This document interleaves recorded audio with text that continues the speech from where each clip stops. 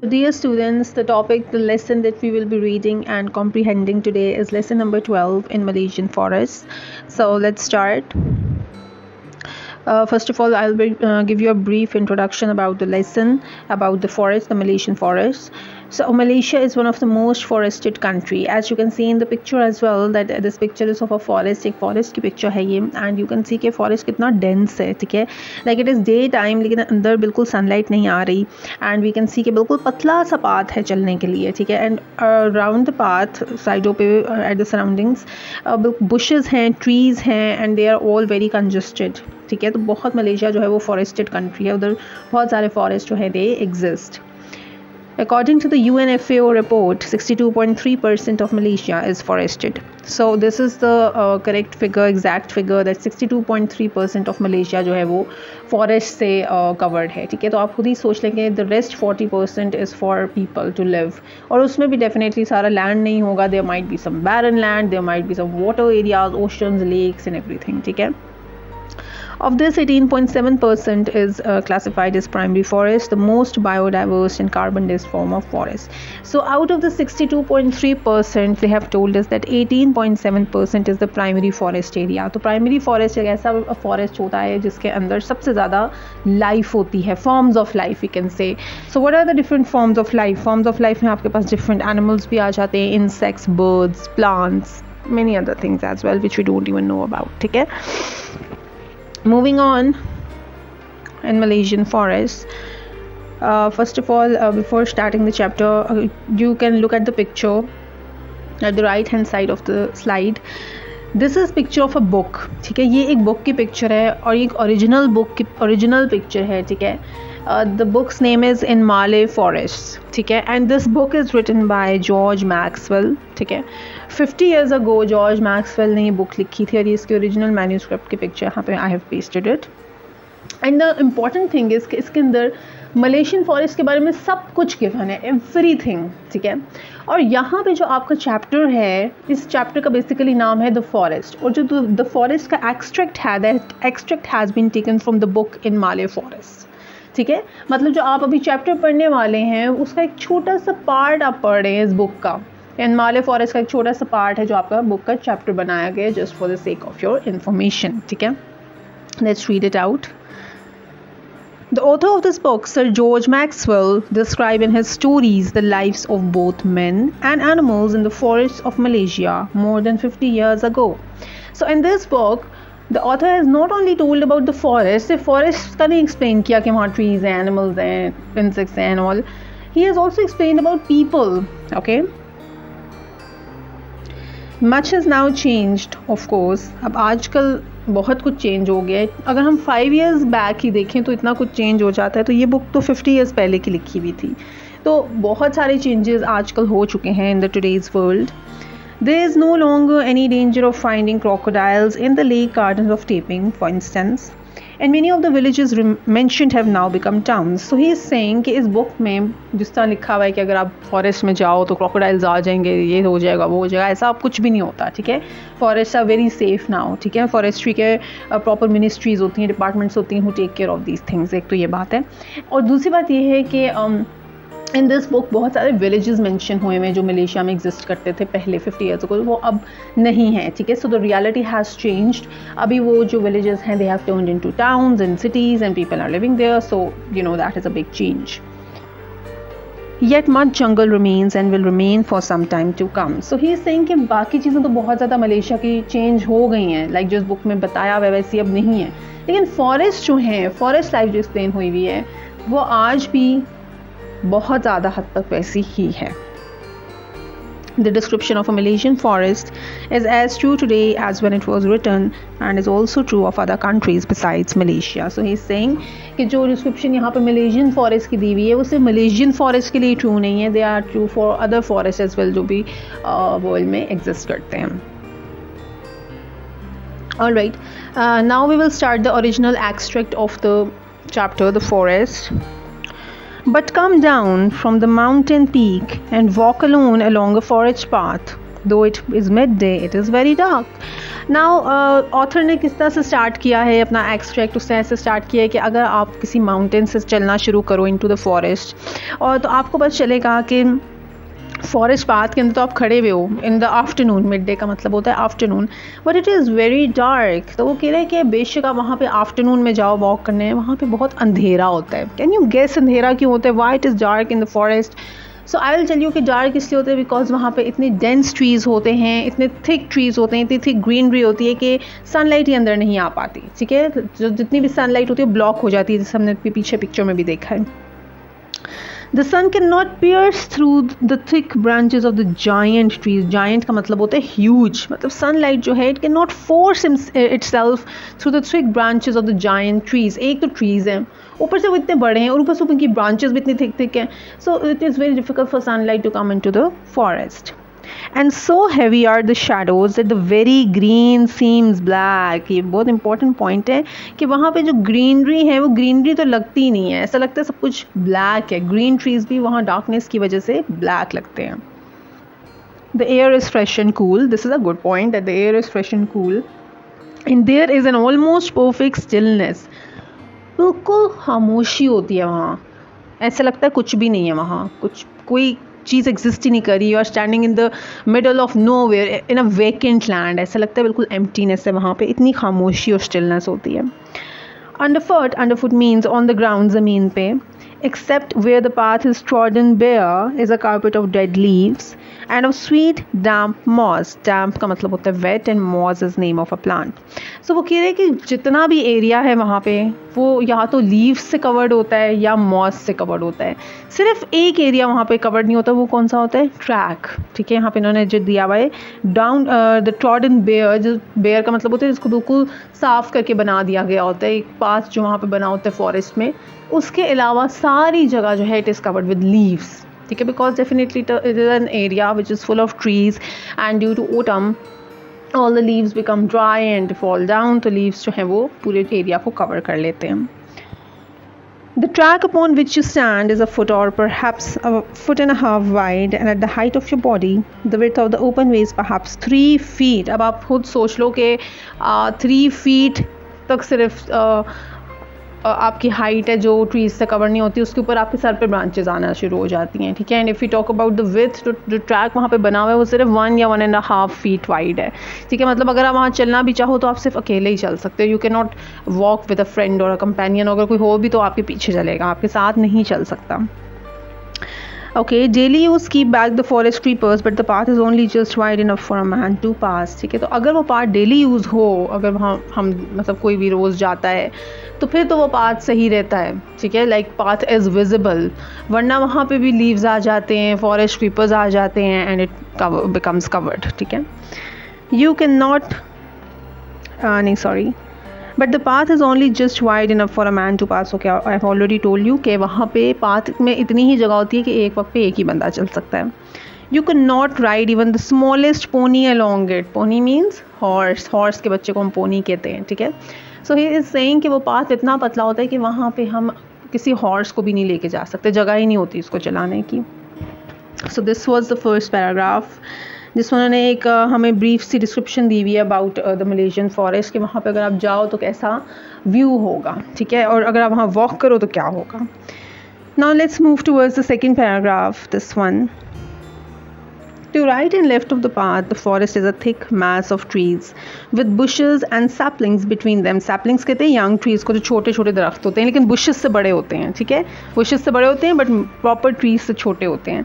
So here the author is saying कि अगर आप लोग path पे चलो तो ऐसा नहीं है कि path के sides पे कुछ भी नहीं है, path के sides पे ढेर सारे bushes हैं और saplings हैं, और वो सब के सब जो हैं they are stuck in large trees, क्योंकि वहाँ पे इतने mass of trees हैं, all the things are so much congested together कि बिल्कुल गुजरने की जगह नहीं होती, आप सिर्फ उस एक पतले से पाथ पे ही चल पाते हो। Rattlins and creepers of every kind crawl around the ground and among the trees. Crawl का यहाँ पे वर्ड ऐसे यूज़ हुआ है कि लग रहा होता है कि trees और creepers और इन सारी bushes, rattlins, ये सब plants हैं, तो ऐसा लग रहा होता है कि इन सब ने ये सब वहाँ पे चल रहे हैं, like they are living over there. So thick and strong is the mass of creepers that when a woodcutter has hacked through a tree trunk, it is often kept upright. This is so funny. It is often kept upright, bound to the surrounding trees. So यहाँ पे वो कह रहा है कि अगर कोई would cutter आता है ऐसे फॉरेस्ट में and he cuts a tree, तो वो ट्री नीचे ही नहीं गिरता, ठीक है। फॉर एग्जांपल अगर कोई ट्री ट्रंक काट देता है, कोई वुड कटर आता है और ट्री काट देता है, तो ट्री को नीचे गिरना चाहिए ना, लेकिन वो नहीं गिरता। क्यों नहीं गिरता? क्योंकि वहाँ गिरने की जगह ही नहीं होती, ठीक है। वो साइड्स वाले जो ट्रीज़ हैं उनके साथ अपने आप को बैलेंस कर लेता है और स्ट्रेट खड़ा देता है। So the wood cutter has to push it, ठीक है। उसको कुछ ना कुछ ऐसा करना पड़ता है कि ट्री जो है वो नीचे भी गिर जाए, और क्योंकि गिरने की वहाँ पर जगह ही नहीं होती। After an hours walk a forest path, you might think that the forest contains no life of any kind, but if you sit on a fallen tree trunk and look around, you may see a little more. All right, this is interesting. Now he has said कि अगर आप वहाँ पे कोई 1 घंटा चलो, walk करो, so आपको ऐसा लगेगा कि वहाँ पे कुछ भी नहीं है, बस ट्रीज़ ही हैं, प्लांट्स हैं, एवरीथिंग। लेकिन अगर आप वहाँ पे थोड़ी देर बैठ जाओ किसी ट्री ट्रंक पे, ठीक है, किसी भी चीज़ पे, और चुप करके नोटिस करो, तो आपको पता चलेगा कि वहाँ पे काफ़ी कुछ है। तो वहाँ पे क्या है? High in a tree and almost out of sight, you may see a flower, and lower down your eye may fall upon a spray of tiny orchard blossoms. There are few butterflies in the forest, but now and then, if you are by one of the opening among the trees, which are to the winged creatures, what paths are to us. First of all, he is saying कि अगर आप थोड़ी देर वहाँ पे बैठो और इधर उधर देखो, तो शायद आपको ट्रीज़ पर कहीं ना कहीं कोई फ्लावर दिख जाएगा, या अगर आप नीचे देखो तो कहीं ना कहीं आपको कोई छोटे छोटे जो पर्पल फ्लावर्स होते हैं जिनको हम ऑर्चिड्स कहते हैं, आपको वो दिख जाएंगे, ठीक है। उसके अलावा if you just keep sitting over there, notice the surroundings, क्या पता आपको कोई बटरफ्लाई भी नज़र आ जाए, ठीक है, क्योंकि दोज थिंग्स आर देयर, लेकिन वो दिखती नहीं है। ओके, विंग्ड क्रिएचर्स भी उसी में आ जाते हैं, बटरफ्लाइज हो सकती हैं, there might be some other kind of flies, maybe bees. Okay, you seldom hear a bird, seldom का मतलब होता है रेयर, बहुत कम ऐसा होता है कि आपको वहाँ पे किसी बर्ड की आवाज़ आए। But if you are quite and wait long enough, some tiny sunbird may come your way, or perhaps some strange bird with light blue eyes and an enormous tail, or a jungle hen may creep out from under a bush and scratch for ant eggs in an open space where a tree has fallen. Now here he is saying, the author is saying कि अगर आप थोड़ी देर वहाँ पे बैठो और wait करो, तो क्या पता आपको कोई बर्ड भी वहाँ पे दिख जाए, क्या पता कोई हैन भी वहाँ पे आ जाए, ठीक है, क्या पता कोई डिफरेंट सा बर्ड आपको दिख जाए जो आपने कभी भी नहीं पहले देखा, ठीक है। The only other thing that you will see except an occasional lizard will be ants. इसका मतलब है कि लिजर्ड्स अक्सर दिख जाती हैं वहाँ पे, लिजर्ड्स आर कॉमन, ठीक है, लिजर्ड आपको दिख जाएगी। उसके अलावा जो एक चीज़ है जो आपको दिख सकती है, दैट इज़ एंट्स, ठीक है, जिनको हम चूंटियाँ कहते हैं। If you know where to look for them, you will see the tracks of 4-footed animals, but you will not see the animals themselves. Okay. आपको पता है ऐसी जगहों पे footprints and these things are very common, लेकिन इतने dense forest में ये सब भी जो है मिलना, it is very difficult. Alright, moving on, I have pasted some pictures over here. The first picture is of a forest creeper and a second picture shows a dense forest. ये picture मुझे इतनी अच्छी लग रही थी। If you look at this picture, इसको देख के डर लगता है, मतलब अगर आप यहाँ पे खड़े हुए हो, हाउ विल यू फील कि अंदर बिल्कुल लाइट भी नहीं आ रही, कोई है भी नहीं, देयर इज परफेक्ट स्टिलनेस। हमारे माइंड में तो है भूत और जिन, ये चीज़ें आना शुरू हो जाती हैं, ठीक है। So dense is the forest that sunlight can't peek in the forest, the giant trees block the light of sun from entering inside the forest. These are forest bushes, आपको मैंने पहले भी जैसे बताया था, फॉरेस्ट बुशेज, एंड ये रैटन्स होते हैं, स्टिक की तरह के होते हैं ये forest bushes and rattans. Orchid blossoms, I already told you, purple flowers होते हैं।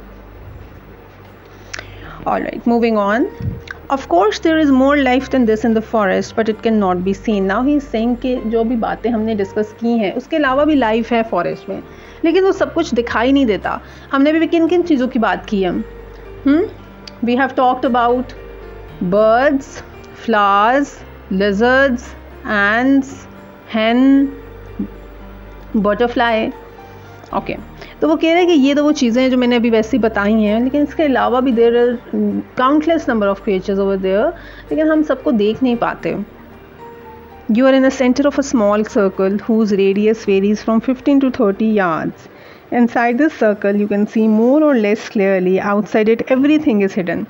सर्कल का मतलब यहाँ पे है आपका व्यू, ठीक है, मतलब आपको जितना नज़र आ रहा होता है योर साइट, तो आपकी जो अपनी साइट है वो 15 to 30 यार्ड से ज़्यादा तो होती ही नहीं है। ठीक है, मतलब आपको जितना दिख रहा होता है वो बस इतना सा एरिया होता है, और उसमें भी आपको बस वही चीज़ें नज़र आ रही होती हैं जो सामने हैं, जो अपेरेंटली आपको सामने दिख रही हैं। यू डोंट नो उसके पीछे क्या है, उसके अंदर क्या है, उसके नीचे क्या है, व्हाट्स अबव दैट। तो बहुत कुछ है वहाँ पर जो हिडन होता है।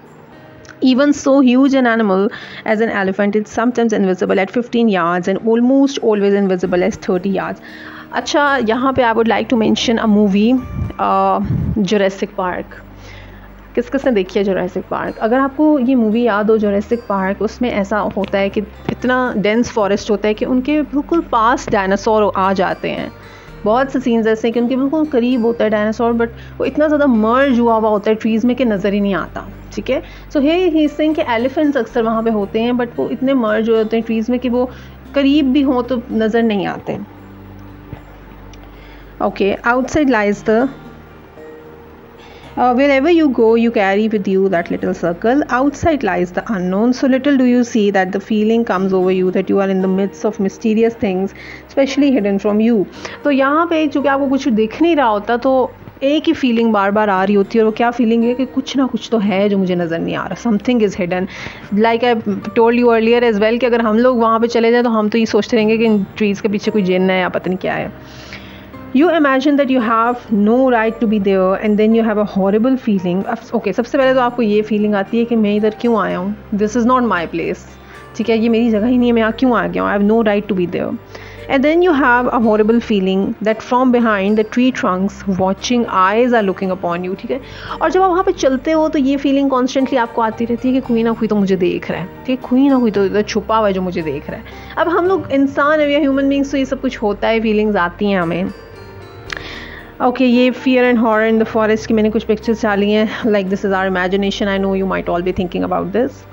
सो it is bad enough at any time if you are alone and all is quiet. तो अगर वहाँ पे बहुत ज़्यादा खामोशी हो और आप अकेले भी हों तो ये चीज़ बहुत like it can prove to be very bad. इसका क्या मतलब है? इसका मतलब ये है कि इतना डर और ये फीलिंग अच्छी भी नहीं होती। You might get heart attack because of it. It is worse as the sun sinks and the light fades. तो ये फीलिंग और भी ज़्यादा बुरी हो जाती है और भी ज़्यादा एग्जैजरेट हो जाती है जब लाइट चली जाए। इसका मतलब है कि जब इवनिंग हो जाए और अंधेरा हो जाए, जैसे हॉरर मूवीज़ में होता है। It is worst if by any chance you happen to know that you have lost not only your way but your sense of direction. और भी बुरा तब होता है जब अंधेरा भी हो जाए और आपको ये फीलिंग आए कि मैंने जाना कहाँ है, मैं आया कहाँ से था, शिट अब मैं क्या करूँ, what is the right way. कोई ना कोई तो निशानी आपको ऐसी जगहों पे रखनी चाहिए जिससे आपको पता हो कि आप आए कहाँ से हो। बिकॉज अगर आप ऐसे फॉरेस्ट में गुम जाओ तो फिर it is like almost impossible to get out of there. Alright, the last paragraph.